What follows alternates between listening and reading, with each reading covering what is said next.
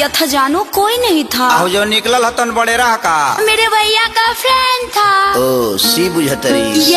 शुरू से ही तेरा बिगड़ा रहा। हाय भैया माजी, सच्ची सच्ची बता दे कि रजाई में कौन था। शुरू से ही तेरा बिगड़ा रहा था। सच्ची बता दे कि रजाई में कौन था। मेरे भैया का फ्रेंड था। गुरबा कोई हतर मारा ना भी जाने दोनों जाए दिया ओकरा के खाए दी।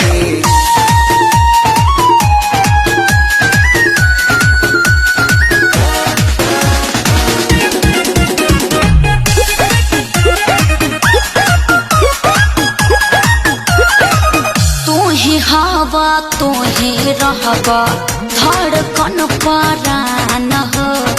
ऐसे जाने कर सैया से नूर के अपमान